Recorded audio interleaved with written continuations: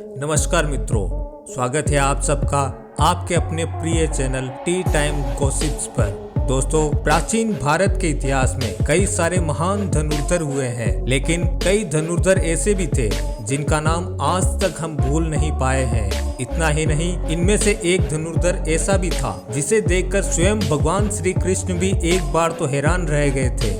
एक ऐसा भी धनुर्धर था जो अपने एक ही बाण से दुश्मन सेना के रथ को कई कोसों दूर तक फेंक देता था, और एक ऐसा धनुर्धर भी रहा जिसने अपने बाण से समुद्र को भी सुखा डाला था। तो वहीं एक ऐसा धनुर्धर भी रहा जो एक ही पल में इस संपूर्ण सृष्टि का विनाश करने की ताकत रखता था।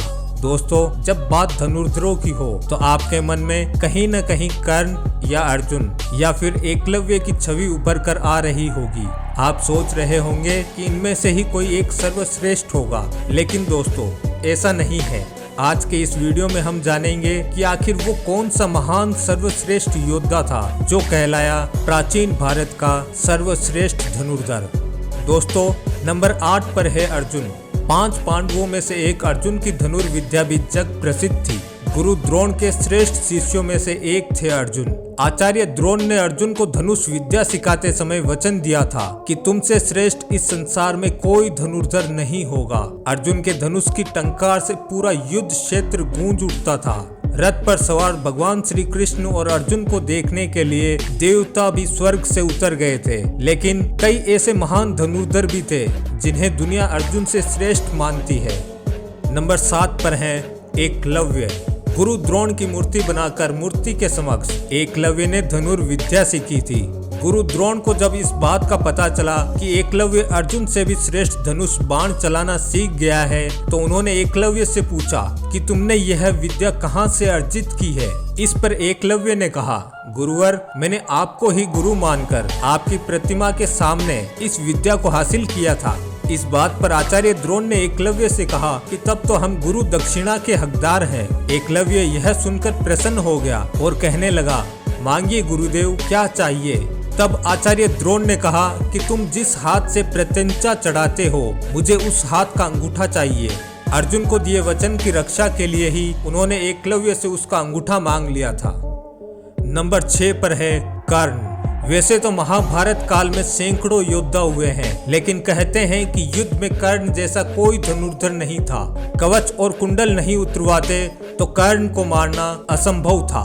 कर्ण के अर्जुन और एकलव्य से श्रेष्ठ धनुर्धर होने का प्रमाण यह है कि कर्ण के तीर की इतनी ताकत थी कि जब वे तीर चलाते थे और उनका तीर अर्जुन के रथ पर लग जाता था तो रथ पीछे कुछ दूरी तक खिसक जाता था।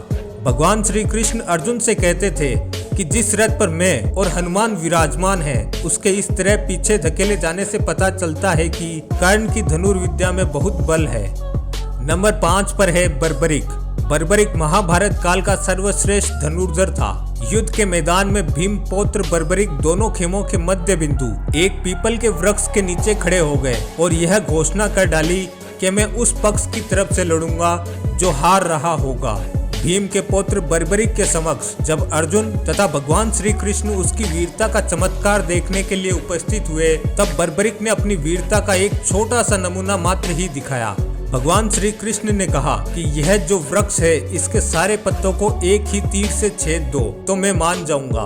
बर्बरिक ने आज्ञा लेकर तीर को वृक्ष की ओर छोड़ दिया। जब तीर एक एक कर सारे पत्तों को छेदता जा रहा था, उसी दौरान एक पत्ता टूटकर नीचे गिर पड़ा। भगवान श्री कृष्ण ने उस पत्ते पर यह सोचकर पैर रखकर उसे छुपा लिया कि यह छेद होने से बच जाएगा, लेकिन सभी पत्तों को छेदता हुआ वह तीर भगवान श्री कृष्ण के पैरों के पास आकर रुक गया। तब बर्बरिक ने कहा, प्रभु, आपके पैर के नीचे एक पत्ता दबा है, कृपया पैर हटा लीजिए, क्योंकि मैंने तीर को सिर्फ पत्तों को छेदने की आज्ञा दे रखी है, आपके पैर को छेदने की नहीं। उसके इस चमत्कार को देखकर भगवान श्री कृष्ण चिंतित हो गए। भगवान श्री कृष्ण यह बात जानते थे कि बर्बरिक प्रतिज्ञावश हारने वाले का साथ देगा। यदि कौरव हारते हुए नजर आए तो फिर पांडवों के लिए बड़ा संकट खड़ा हो जाएगा, और यदि जब पांडव बर्बरिक के सामने हारते नजर आए तो वह फिर पांडवों का साथ देगा। इस तरह वह दोनों ओर की सेना को एक ही तीर से समाप्त कर देगा।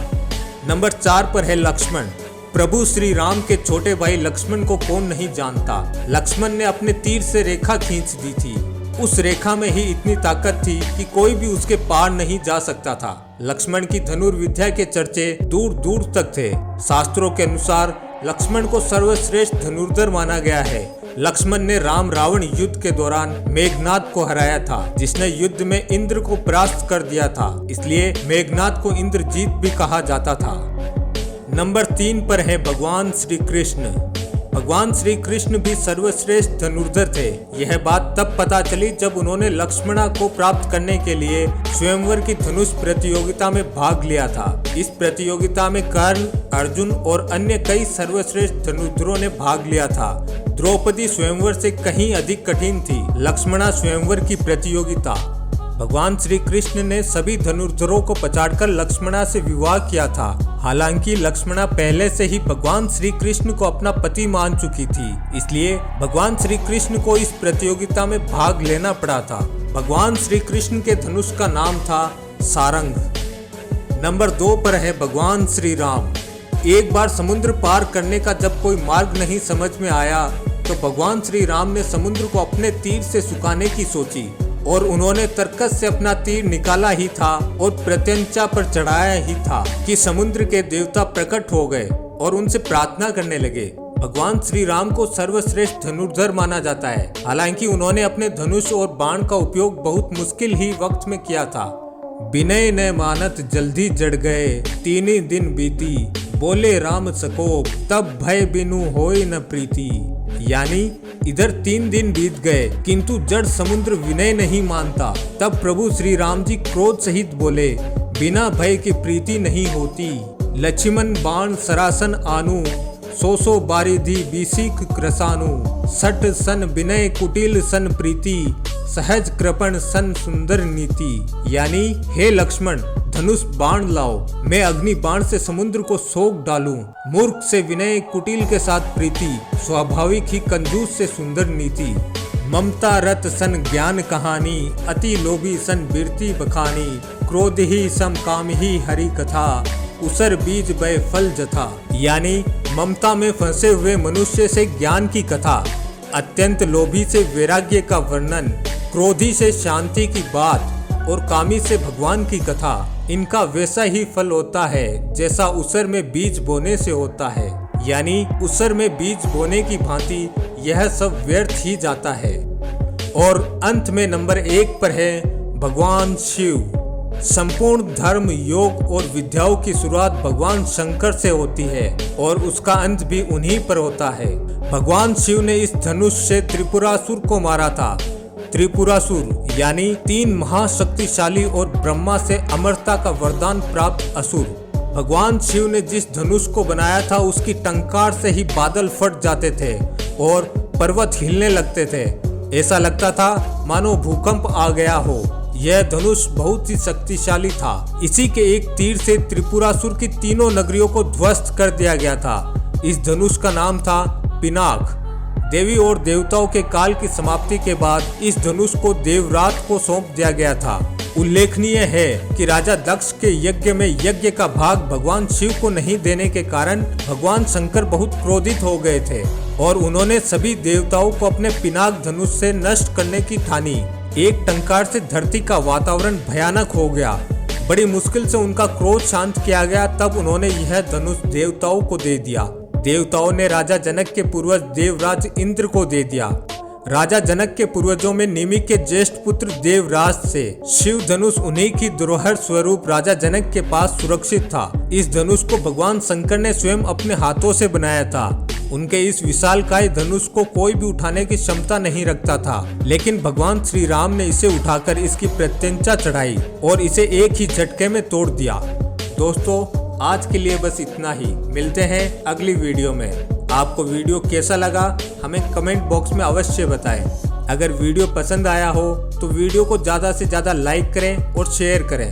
साथ ही ऐसी आध्यात्मिक जानकारियों के लिए हमारे चैनल टी टाइम गॉसिप्स को सब्सक्राइब कर लें। धन्यवाद दोस्तों।